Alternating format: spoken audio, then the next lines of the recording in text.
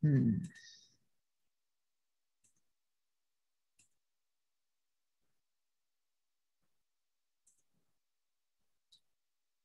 Ini 2 minggu lalu udah, lalu kita akan mulai di sini.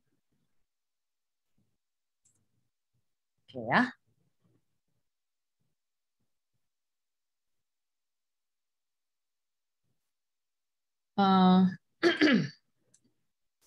Apa yang terjadi pada saat kita berdoa syafaat? Pada saat kita berdoa syafaat, yang terjadi adalah kita sedang berada di dalam posisi peperangan. Ya, kita berada di dalam posisi peperangan. Siapa lawannya kalau berperang? Kalau kita perang kan harusnya ada 2 kubu ya, satu kubu kita, satu kubu lawan. Jadi siapa lawannya? Nah, lawannya adalah dunia, kedagingan, dan kuasa jahat. Apa itu dunia? Sering kita nggak bisa membedakan antara dunia dan kedagingan. Nah, dunia yang dimaksud di sini adalah dunia bukan dunia yang kita Tuhan ciptakan untuk kita tinggalin ya sekarang ini, bukan, tetapi dunia yang dimaksud adalah dunia yang dipenuhi dengan konsumerisme, materialisme, dan sebagainya. Jadi dunia bukan dunia fisik yang tempat kita tinggalin sekarang, yang kita ada sekarang, tapi dunia yang dipenuhi dengan konsumerisme dan materialisme. Ya, contohnya ini. Saya kasih lihat ini. Ya, bedanya itu apa? Materialisme itu adalah hanya untuk orang pribadi. Kalau konsumerisme itu sekelompok orang atau satu wilayah atau satu negara atau satu kelompok besar gitu. Itu konsumerisme ya, sekelompok orang besar. Kalau materialisme itu hanya pribadi orang aja. Ya, maksudnya itu apa? Kalau kita apakah cuman hanya di dalam hal kita belanja, pokoknya penting kita belanja, enggak.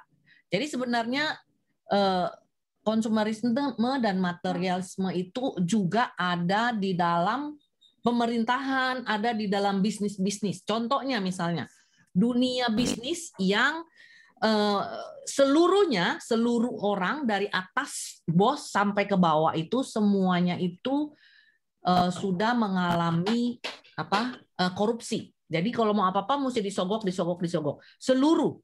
Jadi seluruh daripada perusahaan itu sudah korup. Jadi sudah korup. Artinya udah jelek lah. Terkenal kalau mau dapat proyek di sana saya harus ini nyogok itu ya. Itu perusahaan atau pemerintahan atau bahkan kita nggak menutup kemungkinan bahwa itu ada di dalam sekolah-sekolah dan sebagainya. Pokoknya yang namanya entity atau satu entitas ya, satu entitas itu bisa aja terjadi yang korup di situ. Entah itu karena personelnya ya, karena ada orang-orang tertentu dan sebagainya ini. Ya itu yang dimaksud dengan dunia. Lalu yang dimaksud dengan kedagingan kita sudah tahu ya pastinya. Ini saya kasih contoh, lihat ya seperti ini nih. Kalau ini. Tuh, ya. Lihat berdasi tapi mukanya tikus kan? Lihat ya. Tuh.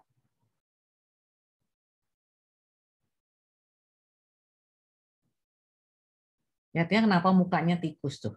Sih? Nah, seperti ini. Oke. Lalu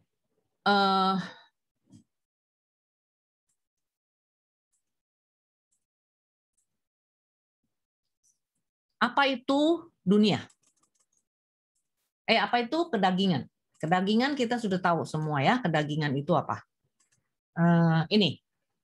Kedagingan di Galatia 5 ayat 17 dikatakan, sebab keinginan daging berlawanan dengan keinginan roh dan keinginan roh berlawanan dengan keinginan daging. Karena keduanya bertentangan, sehingga kamu setiap kali, ini kata Paulus ya, Santo Paulus, sehingga kamu setiap kali melakukan apa yang kamu tidak melakukan apa yang kamu kehendaki. Jadi secara hati saya ingin berbuat baik, tetapi secara daging, secara pikiran, secara keinginan saya melakukan apa yang tidak saya inginkan. Apa yang tidak saya kehendaki. Jadi kehendak melakukan perbuatan baik, tapi karena pingin enak, pengen nggak mau susah, pengen mengalami pergumulan atau penderitaan, itu saya nggak mau melakukan kebaikan. Itu yang namanya kedagingan, ya. Dan kata Paulus juga di dalam Galatia 5:19-21, itu perbuatan daging udah nyata, yaitu percabulan, ya, kecemaran, hawa nafsu, penyembahan berhala, sihir, perseteruan, perselisihan, iri hati, amarah, kepentingan diri sendiri, percideraan, roh pemecah, kedengkian, kemabukan, pesta pora, dan sebagainya. Ya, itu adalah kedagingan. Lalu yang ketiga tadi dikatakan apa? Kuasa jahat. Kuasa jahat itu bukan hanya kalau orang ngirimin kuasa gelap ya pakai jampe-jampe, jimat atau pakai dukun, bukan itu kuasa jahat, bukan hanya itu, bukan juga orang pakai dukun, bukan. Tapi kuasa jahat itu dari awal dunia ini tercipta sudah ada. Ingat kalau Kejadian, Tuhan menciptakan Adam dan Hawa, lalu ada si ular. Nah, itu adalah si jahat itu. Itu adalah kuasa jahat. Lalu kita ingat cerita di Kejadian juga, bagaimana Lucifer, yang tadinya adalah malaikat agung, malaikat yang memuji Tuhan setiap hari, setiap saat, siang dan malam di surga, lalu menjadi sombong dan ingin menjadi seperti Allah. Lalu Allah menghukum dia dan buang dia ke dunia. Nah, itu yang namanya kuasa jahat. Ya, kuasa jahat atau kuasa daripada si Lucifer. Lucifer itu dibuang ke dunia tujuannya apa? Tujuannya adalah untuk menarik, karena dia iri kan? Karena dia iri. Lalu dia dibuang ke dunia, lalu Tuhan Allah bilang, ini manusia, aku mengasihi nih semua anak-anakku, dijadikan anak-anaknya, dan semua ini orang-orang yang ada di dunia ini mau diselamatkan oleh Tuhan melalui Yesus. Oleh karena itu si Lucifer ini atau si jahat ini nggak senang. Lalu dia ada di dunia ini, dia bekerja, dia berpikir, dia bertindak, dia berusaha untuk menarik semua orang yang mau diselamatkan sama Tuhan. Ya, dia berusaha untuk menggagalkan usaha Tuhan untuk menyelamatkan anak-anaknya yang ada di dunia ini.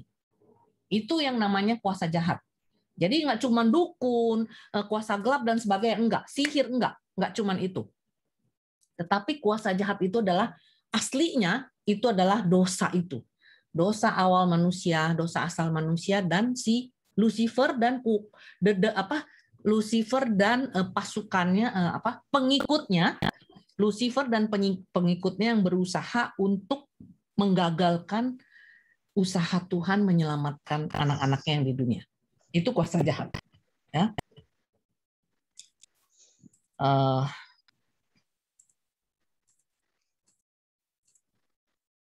Nah, apa yang karena ini namanya peperangan rohani, maka yang namanya ini peperangan rohani, ya, di sini ada perkataan rohani.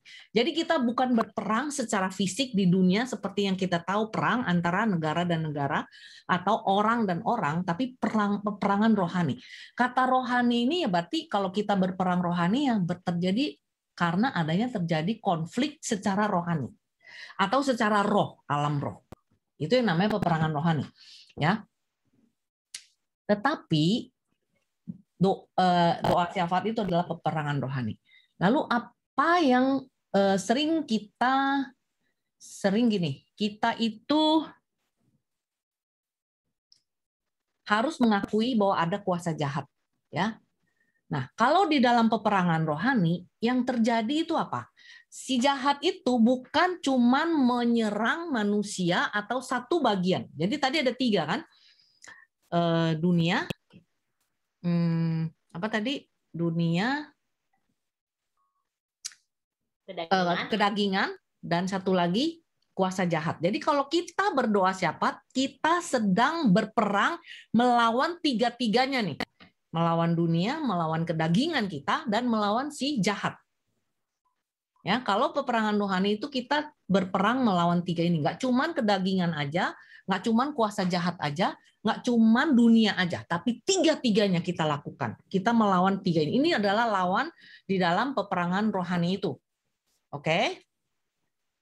Nah, apa yang terjadi? Itu yang terjadi. Lalu kita harus ingat bahwa peperangan itu sudah dimenangkan sama Tuhan, ya. Peperangan itu sudah dimenangkan sama Tuhan. Kita itu bukan lagi berperang, sungguh-sungguh berperang, ya. Berperang dengan si Lucifer, kita nggak bakal bisa kita nggak bakal bisa menang melawan si Lucifer secara real.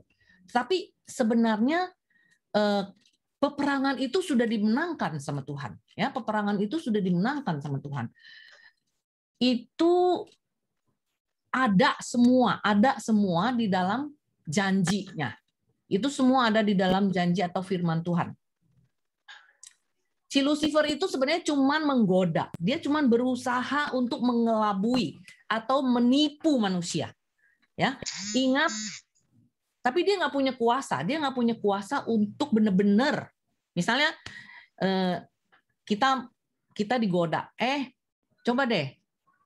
Kamu kan sekarang susah kan? Coba kamu cari duit yang banyak, nanti kamu akan bahagia. Lalu di dalam mencari uang itu, halalkan semua cara. Pokoknya uang itu berkuasa. Lalu kita mati-matian percaya sama kebohongan si jahat itu. Lalu kita bekerja matian-matian seperti yang tadi video itu, yang tikus, ya. Lalu segala cara kita halalkan. Dan yang terjadi, kita bukan bahagia atau bisa mendapatkan keselamatan, tapi yang terjadi adalah kita malah mendapatkan malapetaka, kita mendapatkan penderitaan, kita malah tidak selamat, ya.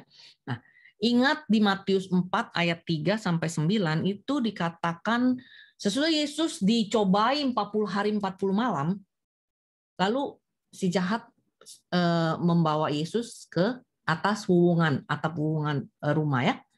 Lalu dia bilang tiga cobaan yang dilakukan kepada Yesus. Yang pertama, dia bilang, perintahkan supaya batu-batu itu menjadi roti. Lalu Yesus bilang apa? Manusia hidup bukan hanya dari roti saja, tetapi dari setiap firman Tuhan, setiap firman yang keluar dari mulut Allah. Oke. Iblis, si jahat, menggoda Yesus. Dia bilang, kamu kan anak Allah. Kamu kan sekarang lapar kan, habis puasa 40 hari 40 malam. Itu banyak batu, nggak ada yang siapin makan. Itu banyak batu. Jadiin aja tuh batu jadi roti. Nah, Yesus lawan dengan apa? Firman Tuhan. Manusia hidup bukan dari roti saja, tetapi dari setiap firman yang keluar dari mulut Allah. Itu adalah firman Tuhan yang dijawab sama Yesus, yang tertulis di kitab suci. Lalu si setan, si iblis, si jahat membawa lagi Yesus ke hubungan bait Allah. Terus dia bilang gini, jatuhkanlah dirimu ke bawah, karena tertulis kan, katanya kakimu tidak, malaikat-malaikat akan menatangmu, ya, supaya kakimu atau tanganmu tidak akan terantuk batu. Lalu dilawan nama Yesus pakai apa? Janganlah kamu mencobai Tuhan Allahmu. Tuhan janji kamu jangan buat dosa, ya. Kalau buat dosa, hukumannya adalah maut. Kita sudah tahu janji Tuhan. Lalu kita coba-coba. Tuhan kan Maha Rahim, ya kan, kita tahu itu Tuhan Maha Rahim. Ya udahlah, coba-coba buat dosa kecil. Nanti dosa kecil nambah. Apakah itu bukan mencobai Tuhan? Mencobai Tuhan namanya. Udah tahu perintahnya, jangan coba, nanti kamu celaka. Nggak apa-apa lah. Tuhan kan Maha Rahim, nanti juga dia ngampunin, gitu kan, kayak orang tua sama anak. Ya kan? Seperti itu. Nah, Yesus jawabnya apa? Janganlah kamu mencobai Tuhan Allahmu. Jadi kalau di dalam Tuhan nggak ada daerah abu-abu tuh, hitam ya hitam, putih ya putih. Ya. Lalu yang ketiga apa? Ya, si iblis bilang, dibawa lagi ke tempat yang tinggi ya, terus dikasih lihat tuh, itu seluruh bumi, seluruh dunia itu akan kuberikan kepadamu kalau kamu sujud menyembah aku. Lalu Yesus jawabnya apa? Ada tertulis, dia bilang, engkau hanya harus menyembah Tuhan Allahmu dan hanya kepada Dia saja engkau berbakti. Itu juga firman Tuhan firman yang ada di dalam kitab suci yang dikutip sama Yesus. Ya. Dan si iblis kabur karena nggak mempan tuh lawan si Yesus. Jadi terbukti bahwa si iblis itu nggak sanggup sebenarnya untuk memenuhi apa yang dia janjikan. Ya, seandainya kalau misalnya Yesus menjatuhkan diri dari atas hubungan bait Allah, apakah si iblis tuh akan misalnya Yesus waktu digoda gitu ya, kamu menyembah aku, nanti dunia ini akan kuberikan kepadamu. Apakah si iblis sanggup memberikan itu kepada Yesus? Enggak. Iblis nggak punya kuasa, karena yang punya dunia itu Tuhan Allah, bukan si iblis. Jadi dia nggak sanggup untuk mewujud nyatakan apa yang menjadi janji dia. Jadi dia cuma nipu artinya. Ya, ingat, si jahat, si iblis itu hanya menipu, menggoda supaya manusia itu snatch, gue masih belum cari itu artinya apa. Diambil, ditarik ya. Kalau snatch itu ditarik keluar, itu snatch dari dunia, dari kerajaan Allah, supaya manusia nggak selamat. Itu rencananya si jahat itu. Nah, banyak daripada kita, kebenarannya adalah bahwa benar di dunia ini ada kuasa gelap, ada dukun, ada setan, ada iblis, benar. Tetapi kebenaran juga adalah bahwa setan, iblis, kuasa jahat, segala macam itu sudah kalah. Sudah dikalahkan sama Yesus di atas kayu salib. Jadi kebenaran itu harus kita ingat. Benar ada kuasa jahat, benar ada si jahat, ada setan, ada dukun dan sebagainya, benar. Ada iblis dan ada setan dan pengikut-pengikutnya, benar. Ada yang merah bertanduk dan sebagainya, itu benar ada. Tetapi kebenaran juga adalah bahwa pasukan setan ini semua udah kalah sebenarnya. Mereka sudah kalah pada saat Yesus disalibkan di atas kayu salib. Ya, itu harus kita ingat, benar-benar ingat. Kita hidup di dunia, kita menyadari ada ini, tetapi kita adalah pemenang. Ya, kita ini adalah pemenang. Oke, jadi contohnya ayat-ayat di mana kita ini adalah pemenang ya. 1 Korintus 15 ayat 57 dikatakan, tetapi syukur kepada Allah yang telah memberikan kepada kita kemenangan oleh Yesus Kristus Tuhan kita. Lihat ya, 1 Korintus 15 ayat 57. Syukur kepada Allah yang telah memberikan kemenangan kepada kita melalui Yesus Kristus. Itu janji Tuhan loh ya. Di 1 Korintus 15 ayat 57. Lalu di Matius 16 ayat 18.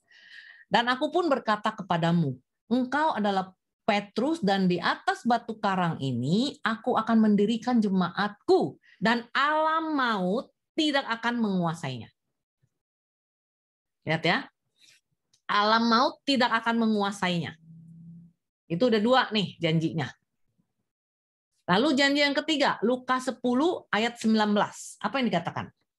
Sesungguhnya aku telah memberikan kuasa kepada kamu untuk menginjak ular dan kalajengking, dan kuasa untuk menahan kekuatan musuh, sehingga tidak ada yang akan membahayakan kamu. Kita telah diberi kuasa untuk menginjak ular dan kalajengking. Ular dan kalajengking itu identik dengan si jahat, si setan, si iblis itu segala macam. Ya, kita diberi kuasa untuk menginjak ular dan kalajengking, dan kuasa untuk menahan kekuatan musuh. Kuasa untuk menahan godaan si jahat itu. Kita udah dikasih kuasa untuk mengalahkan dan menahan kekuatan si musuh. Karena itu tunduklah, ada syaratnya. Karena itu tunduklah kepada Allah dan lawan si iblis. Jadi nggak selesai cuman di 19. Ya. No. Itu di Yakobus 4 ayat 7. Karena itu tunduklah kepada Allah. Syaratnya adalah karena itu tunduk kepada Allah dan lawan si iblis. Saya katakan gini. Kalau kita lagi berperang, kalau kita cuma di posisi bertahan, kira-kira kita bisa menang nggak? Bisa nggak? Boleh saya dijawab? Kalau kita ada di dalam posisi perang, kira-kira kita bisa menang nggak? Halo? Enggak. Kenapa? Mati konyol. Ya, mati Karena konyol. kalau bertahan akan diserang terus ya, terus melawan. Enggak. Nyerang Kita balik. cuman kalau kita memilih dalam peperangan, kita memilih cuma bertahan aja, kita nggak mau lawan. Kita nggak mau menyerang. Cuman bertahan aja. Kira-kira kita bisa menang nggak? Mati konyol. Mati konyol. Mati konyol benar. Jadi kalau kita di dalam perang nggak menyerang, cuma bertahan doang, akhirnya kita yang mati.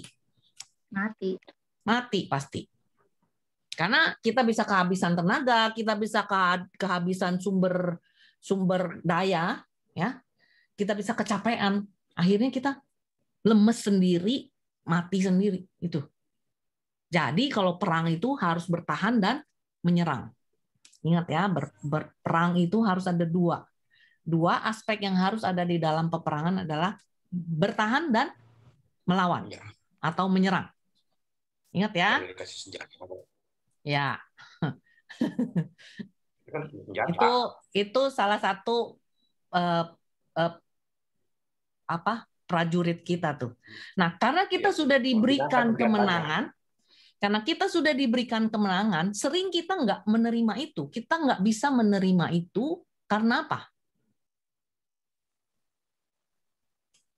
Kita kan kadang-kadang masih takut kan kalau ketemu begini, takut begitu, kita nggak berani, nanti transfer lah, nanti beginilah, begitu. Itu sering yang menjadi pemikiran kita dan argumentasi kita. Jangan punya yang seperti itu. Kita udah jadi pemenang kok, udah dimenangkan itu peperangan, nggak ada tuh serangan balik dan sebagainya. Kita diberi kuasa untuk mengalahkan dan bertahan. Mengalahkan dan bertahan. Ya. Jadi sebenarnya karena ini peperangan rohani, peperangan itu bukan peperangan yang kita lakukan di dunia ini secara fisik. Kayak kita ngangkat senjata, pistol, bom, dan sebagainya. Enggak. Tetapi kita melawan kuasa kegelapan yang berada di udara ini, ya, yang kita lakukan itu. Kalau kita sedang berperang rohani, ya. Lalu kenapa kita juga nggak bisa menerimanya? Karena apa? Kita nggak percaya. 2 Korintus 4 ayat 4 dikatakan apa? Orang-orang yang tidak percaya, yang pikirannya telah dibutakan oleh ilah zaman ini, sehingga mereka tidak melihat cahaya Injil tentang kemuliaan Kristus yang adalah gambaran Allah. Orang-orang yang tidak percaya, yang pikirannya telah dibutakan oleh ilah zaman. Kenapa itu di Alkitab dikatakan pikiran, bukan mata yang dibutakan? Yang buta kan biasanya mata kan, bukan pikiran. Kenapa dikatakan pikiran yang dibutakan? Karena peperangan rohani yang terjadi bukan secara kasat mata, tapi di dalam pikiran kita. Peperangan rohani adalah peperangan melawan pikiran kita sendiri. Selain melawan yang ada di udara ini. Yang terutama adalah pikiran yang harus kita perangi. Kalau pikiran kita negatif, kalau pikiran kita mulai ngiri, ya. Kalau kita bisa mengendalikan pikiran kita yang marah, yang iri, yang ingin berbuat tidak baik, kalau kita bisa kendalikan, itu kita nggak akan berbuat dosa. Ya, pikiran yang harus dikendalikan. Lalu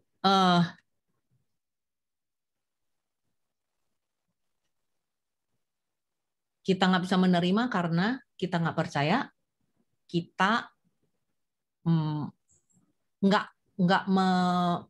nggak pakai, kita nggak tahu bahwa peperangan itu ada di kepala kita, ya.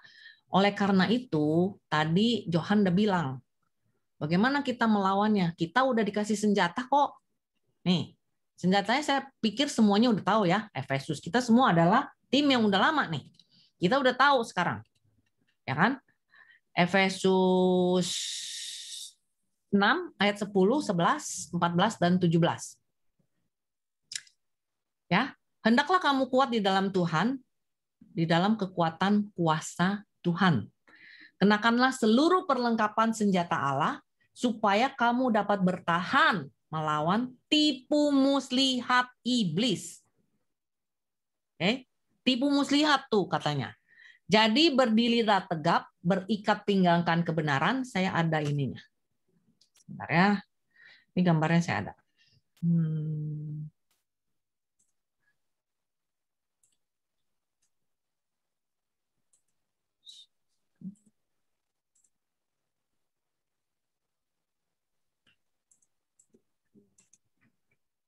Nah, jadi berdirilah tegap, berikat pinggangkan kebenaran. Ini yang senjata pertama. Berikat pinggangkan kebenaran, berbaju jirakan keadilan, kalau orang perang ya. Lalu yang kedua, yang ketiga berkasutkan kerelaan untuk memberitakan Injil yang ketiga. Yang keempat perisai iman. Yang kelima ketopong keselamatan. Yang keenam pedang roh. Dan yang ketujuh yang nggak ada di gambar ya adalah doa. Kalau kita sering lihat di internet kan ini nih. 1, ketopong keselamatan, perisai iman ini ya. Ini kalau orang berperang harus pakai baju perang nih. 1, ketopong keselamatan, 2, perisai iman, 3, perisai iman, sabuk keselamatan ya. Ini sabuk keselamatan. Lalu ada lagi ini kasut kerelaan hati memberitakan Injil. Lalu ini pedang roh. Oke. Nah, tadi udah 6 kan? Udah 6. Satu lagi apa? Baju jirah. Baju jirah. Satu lagi adalah, itu udah 6. Satu lagi adalah doa. Ini yang saya mau katakan. Doa syafaat adalah doa perang, alat perang kita. Tadi ini 1, ikat pinggang kebenaran. Jadi kita harus melakukan kebenaran. Itu senjata kita yang pertama. Kedua, berbaju jirakan keadilan. Ketiga, berkasutkan kerelaan memberitakan Injil. Keempat, iman. Kelima, ketopong keselamatan. Keenam, pedang roh. Dan ketujuh, doa. 1-5 ini adalah alat perang kita untuk bertahan. Ingat ya, 1, 2, 3, 4, 5 itu adalah senjata peperangan kita untuk bertahan. Termasuk pedang roh adalah untuk bertahan juga bisa. Ya, 1, 2, 3, 4, 5 adalah senjata kita untuk bertahan di dalam peperangan rohani. Kalau 1 aja nggak ada, kita pasti tembus. Ya, kalau dia serang dalam perang kita pasti tembus. Kalau nggak ada yang 6 itu. Senjata ke-6 dan ke-7 yaitu pedang roh dan doa itu adalah senjata untuk menyerang. 1-6 senjata untuk bertahan, 6 dan 7 adalah untuk menyerang. Oke? Jadi di dalam peperangan rohani kita nggak cuma bertahan, kita harus menyerang. Bertahan dengan 1-6 itu tadi, menyerangnya itu dengan 6 dan 7, pedang roh dan doa. Itu adalah senjata kita untuk menyerang. Jadi kalau ada yang sampai nggak pakai pedang, nggak pernah baca firman, nggak pernah doa, itu bertahan doang, hancur. Pasti mati udahannya. Rata. Ya? Kita pasti diratain sama si iblis. Oke. Nah, saya tuh karena dulu bisnis sendiri, jadi saya tuh sering baca The Art of War dari Sun Tzu. Ya. Itu bagus dipraktekkan di dalam bisnis. Dan saya tadi merenung-renungkan ini, Saya pikir ini juga bagus untuk kita berperang. Ya. Saya juga sering, karena saya juga sering hobi nonton film silat. Jadi itu kan kalau film silat itu cerita tentang peperangan kan, peperangan antara negara, ya kan?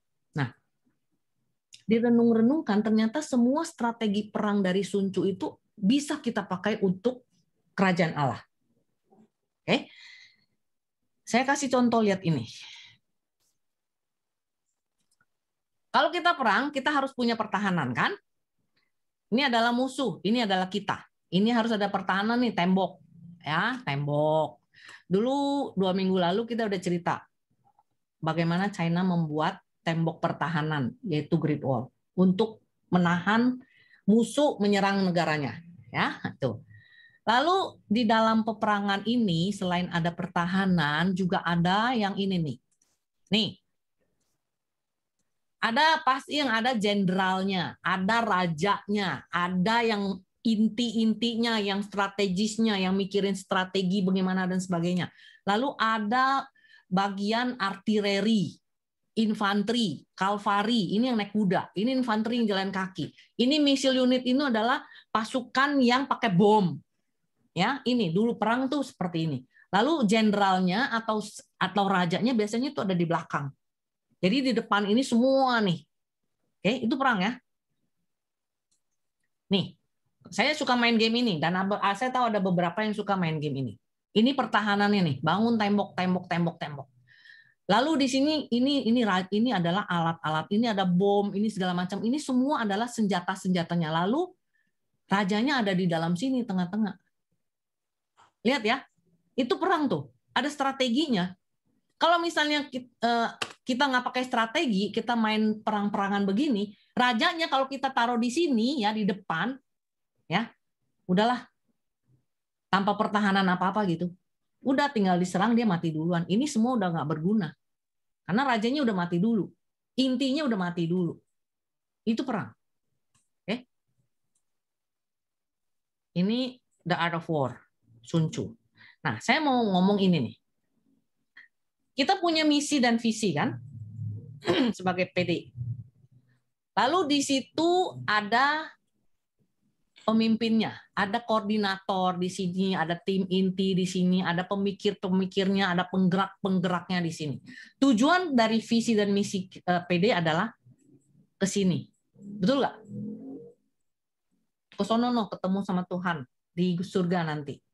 Nggak ke sini nih, nggak ke neraka. Nah, tapi kan harus ada aksinya kan. Nah, bagaimana kita melakukan ini semua juga dengan harus pengetahuan kita, bagaimana kita memposisikan diri kita, metode-metode apa yang kita pakai, ya kan? Permasalahan-permasalahan yang kita hadapi ini semua kita harus tahu. Itu kira-kira peperangan yang kita mau lakukan. Oke.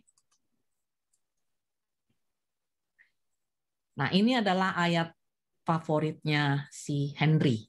Markus 16, 17, 18. Tanda-tanda ini akan menyertai orang-orang yang percaya. Mereka akan mengusir setan dalam namaku. Mereka akan berbicara dalam bahasa-bahasa baru bagi mereka. Mereka akan memegang ular dan sekalipun mereka minum racun maut, mereka tidak akan mendapat celaka. Mereka akan meletakkan tangannya atas orang sakit dan orang itu akan sembuh. Ini juga boleh menjadi ayat favorit kita sebagai pendoa, sebagai orang beriman, sebagai senjata kita berperang, sebagai senjata kita bertahan. Ya, ayat ini. Karena kalau orang yang percaya, kita diberi kuasa untuk mengusir setan dalam nama Yesus, dapat berbicara dalam bahasa-bahasa baru, ya. Kita dikasih karunia, kita dikasih karisma, kita dikasih karunia. Ya. Kita diberi kuasa untuk mengalahkan si jahat, si iblis, si setan. Dan sekalipun kita minum racun, ini favorit saya, sekalipun mereka minum racun, sekalipun saya minum racun, saya tidak akan mendapat celaka. Kita menumpangkan tangan ke atas orang sakit. Kita beriman, dalam nama Yesus, orang itu sembuh. Pernah ngalamin kan itu semua? Saya yakin itu semua. Pernah ngalamin. Dan di dalam gereja Katolik bagusnya itu adalah kita punya banyak senjata untuk menjadi pendoa, dan pendoa syafaat. Pendoa syafaat. Kita bisa melalui sakramen, doa devosi misalnya doa Maria, doa Salam Maria, doa Bapa Kami, doa kemuliaan, doa Malaikat Agung, doa macam-macam deh, pokoknya doa devosi, devosi kepada tiga Salam Maria dan sebagainya. Lalu ada brevir. Kita juga bisa pakai doa-doa yang di brevir, yang didoakan pagi dan malam, pagi dan sore. Kalau pagi dan sore itu ada doa Benedictus. Doa Benedictus itu dalam bahasa Indonesianya namanya itu apa? Jakaria, doa apa ya? Apa Jakaria itu? Pokoknya itulah. Saya lupa namanya. Canticle of Benedictus of Jakaria. Terus yang Magnificat itulah doa Bunda Maria. Ini adalah senjata-senjata kita. Nah, karena kita ini adalah persekutuan doa, maka Paus Fransiskus di dalam kata pertemuan dengan para ikres, tapi sekarang berubah menjadi namanya menjadi karism, apa namanya? Menjadi karis, dari ikres menjadi karis, itu kenapa dirubah namanya?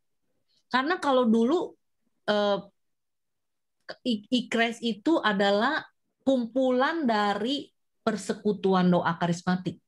Itu adalah satu badan hukum. Kalau karis itu sekarang bukan. Karis itu adalah cuman service dan fellowship, kata Paus Fransiskus. Makanya dia bilang karismatik itu bukan suatu gerakan. Ya, sekarang kita udah nggak bilang lagi gerakan karismatik, tapi kita bilang apa? Pembaharuan karismatik Katolik. Pembaharuan, dikatakan pembaharuan. Jadi ini adalah satu pembaharuan, bukan gerakan. Jadi dia bilang pembaharuan karismatik itu adalah satu gelombang rahmat, current of grace. Ini sangat terkenal sekali yang diucapkan oleh Paus Fransiskus untuk orang-orang karismatik. Saya katakan orang-orang karismatik bukan karena karismatik ada di PD, bukan. Apa yang namanya karismatik? Pembaharuan karismatik. Pembaharuan karismatik itu adalah suatu keadaan di mana kita mengalami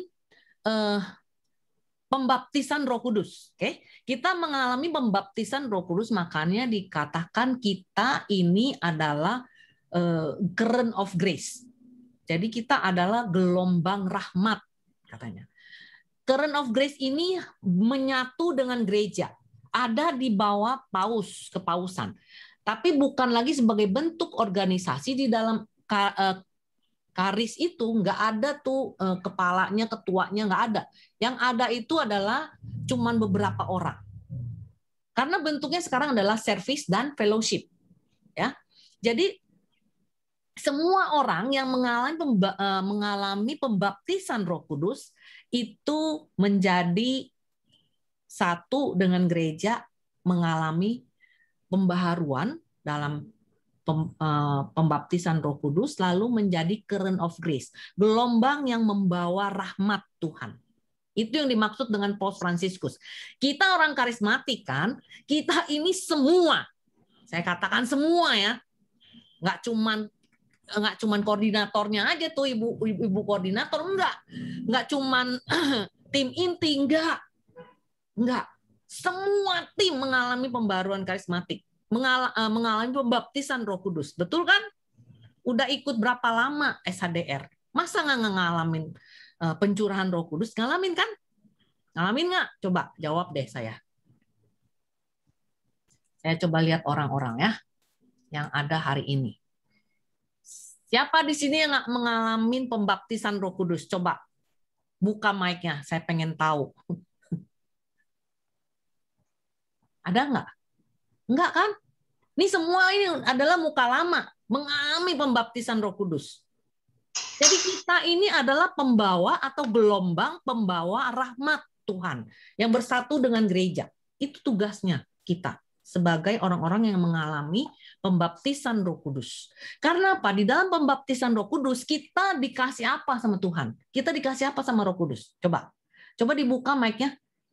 Kalau kita mengalami pembaptisan Roh Kudus, kita menerima apa? Karunia. Apalagi?